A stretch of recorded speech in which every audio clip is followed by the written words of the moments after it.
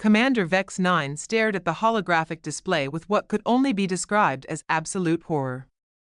The Terran delegation had just presented their contribution to the Galactic Intelligence Council, and frankly, Vex was beginning to question everything he thought he knew about these bizarre bipedal creatures. "So let me get this straight," Vex said, his three eyes blinking in perfect synchronization, a sure sign of mounting stress. "You humans have voluntarily imprisoned your own minds, for fun?" Captain Maya Torres, the human representative, grinned with that unsettling display of bone-white teeth that humans seemed so fond of. "Well, when you put it like that, it sounds pretty dark, doesn't it? But trust me, Commander, this is going to revolutionize how your species approaches logical problem-solving." The other council members shifted uncomfortably in their various forms of seating apparatus. Ambassador Krill 4 from the Tentacle Confederation made a sound that roughly translated to confused disgust, while High Analyst Borp from the Silicon Collective simply powered down two of his processing cores in what appeared to be electronic resignation. "Observe," Torres continued, activating the holographic grid. A 9x9 square materialized in the air, partially filled with numbers. "This is what we call Sudoku. The objective is simple: fill every row, column, and 3x3 box with the numbers 1 through 9. Each number can only appear once in each section." Vex felt his tertiary brain beginning to overheat. But why would you deliberately create a puzzle with only one correct solution? Where is the creativity? The artistic expression?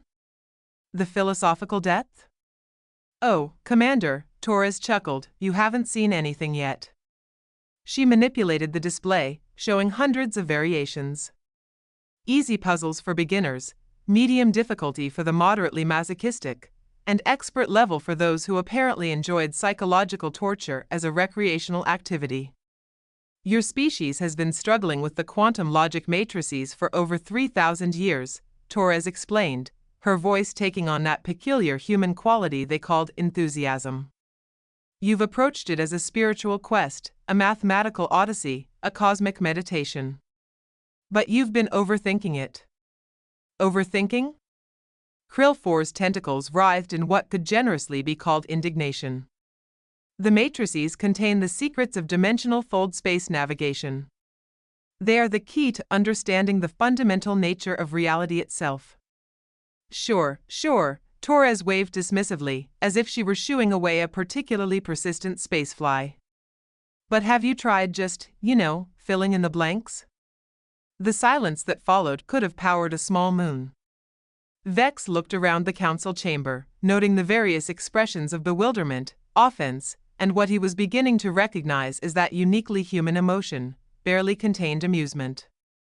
"Captain Torres," Vex said slowly, "are you suggesting that the most advanced civilizations in the galaxy have been stumped by a children's game?" "Well, not just any children's game," Torres replied with mock seriousness. "A really, really good children's game. We've got millions of people addicted to this stuff back on Earth. Newspapers print them daily. We've got apps, books, competitions. There's even a World Sudoku Championship." "A championship," High Analyst Borp repeated, his voice crackling with static that indicated severe system strain. "For number placement." "Exactly." Torres beamed. "Now, let me show you how this applies to your quantum logic matrices." She gestured, and the simple Sudoku grid transformed into something that looked suspiciously like the theoretical framework that had been giving galactic scientists nightmares for millennia. But instead of cosmic equations and reality-bending mathematical proofs, it was just numbers. In boxes. With rules. The pattern recognition skills you develop from Sudoku directly translate to matrix solving, Torres explained, as if she were discussing the weather rather than potentially appending the entire foundation of galactic science. Your brains get trained to spot logical sequences, eliminate possibilities, and work within systematic constraints. Vex felt a disturbing thought beginning to form in his primary consciousness. "Captain, Are you telling us that humans accidentally stumbled upon the solution to our greatest scientific challenge while trying to entertain themselves during something called coffee breaks? Oh, not accidentally, Torres said, her grin widening to what Vex was learning to recognize as a dangerously mischievous degree. We knew exactly what we were doing. We just didn't mention it during the preliminary cultural exchange because, well, we wanted to see how long it would take you to figure it out. The council chamber erupted in a cacophony of alien outrage. Tentacles flailed, electronic systems sparked, and Vex felt his stress-induced color patterns beginning to cycle through what could only be described as aggressive rainbow. You mean to tell me, Krill 4 sputtered, that while we've been dedicating entire generations to philosophical contemplation of the matrices, you humans have been casually solving similar puzzles in your bathroom magazines? Toilet paper, actually, Torres corrected helpfully. And subway rides. And waiting rooms. And pretty much anywhere we get bored, which, let's be honest, is most places. Vex realized he was witnessing something unprecedented in galactic history, the moment when humanity's greatest strength revealed itself to be their absolutely terrifying ability to turn the profound into the mundane, and somehow make it work better than anyone else's profound approach. The demonstration wasn't over. Torres was just getting started. Now comes the really fun part, Torres announced, completely ignoring the fact that half the council members looked ready to declare interstellar war over a puzzle game.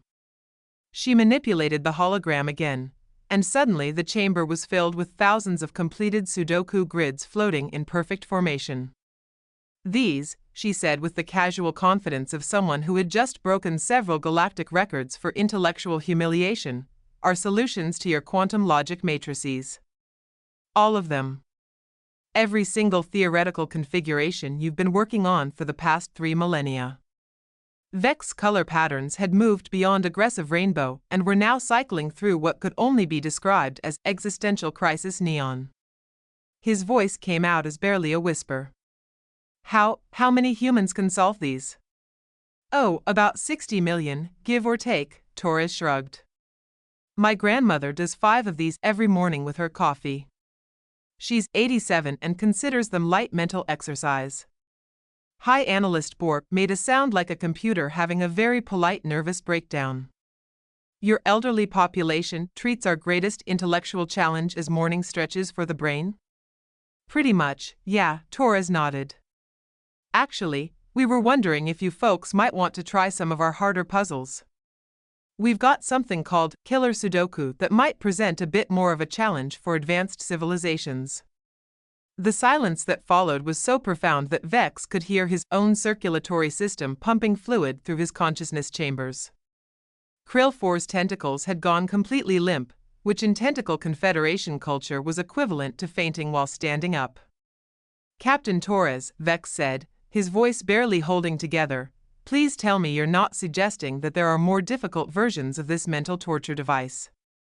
Oh, Commander, Torres laughed, and Vex was beginning to understand why humans had such a reputation for being terrifyingly unpredictable. We've got dozens of variations. There's Samurai Sudoku, which connects 5 grids together. There's irregular Sudoku with weird-shaped regions. We've even got 16 by 16 grids for when the 9 by 9 gets too easy. Too easy, Borp repeated, his vocal processors struggling with the concept. The fundamental equations of spacetime manipulation, too easy. Well, for advanced players, sure, Torres said, as if she were discussing the difficulty of tying shoelaces rather than reshaping the entire foundation of galactic scientific understanding. We figured you guys would probably want to start with the basics and work your way up. Vex realized he was witnessing the exact moment when the Galactic Intelligence Council collectively understood that humanity hadn't just solved their greatest scientific mystery, they had turned it into a casual hobby and then improved upon it for fun. Let me demonstrate the practical applications, Torres continued, apparently oblivious to the psychological devastation she was inflicting on some of the galaxy's greatest minds. She gestured toward the primary matrix display that had been puzzling scientists for generations. With quick, practiced movements, she began filling in sections of the cosmic equation. Not with deep philosophical contemplation or advanced mathematical proofs, but with the same casual efficiency someone might use to complete a crossword puzzle during lunch break. See, if you apply basic Sudoku logic here, she pointed to a section that had stumped the Silicon Collective for 2 centuries, you eliminate these possibilities, which means this value has to go here, which opens up this sequence, and, she paused, stylus hovering over the final empty space. Boom. Faster than light travel equation, solved. Total time, 4 minutes and 37 seconds. Not bad, but I bet my grandmother could do it faster. The aftermath was spectacular. Krill 4 finally completed his standing feint and collapsed into a dignified pile of unconscious tentacles. Borp systems went into full reboot mode, complete with the electronic equivalent of hysterical sobbing. And Vex, well, Vex just stared at the completed matrix that had been the obsession of his entire career, now filled out like a casual newspaper puzzle. Captain Torres, he said finally, I have just one question. Shoot, Commander. How long have humans known that your puzzle games were connected to our scientific challenges? Torres grinned that terrifying human grin again. Oh, about 300 years. We figured it out right after first contact when you guys showed us the matrices. Our mathematicians took one look and said, hey, that looks like a really complicated Sudoku. But we thought it might be considered rude to mention it during diplomatic negotiations. Rude, Vex repeated numbly. Yeah, you know how sensitive some species get about their intellectual achievements. We didn't want to hurt anyone's feelings by pointing out that their greatest scientific mystery was basically our retirement home activity. Vex looked around the council chamber at his fellow representatives, all in various states of technological and biological shutdown, and realized that humanity had just accomplished something unprecedented in galactic history. They had simultaneously solved the greatest puzzle in the known universe and completely shattered the egos of every advanced civilization in the process, and they had done it all while being polite about it. So, Torres said cheerfully, apparently unaware that she had just triggered what would later be known as the Great Galactic Intellectual Recalibration of 2387, anyone interested in learning some advanced techniques? I brought some puzzle books from Earth. We could start with the easy ones and work our way up to the really challenging stuff. Vex looked at the offered puzzle book, with its cheerful yellow cover and the words Sudoku for Beginners printed in friendly letters, and realized that this was exactly how humanity conquered the galaxy. Not with weapons or threats or diplomatic manipulation, but by casually demonstrating that their idea of a lazy afternoon was everyone else's idea of an impossible challenge. He took the book. After all, if you can't beat them, you might as well learn to solve puzzles like an 87-year-old grandmother.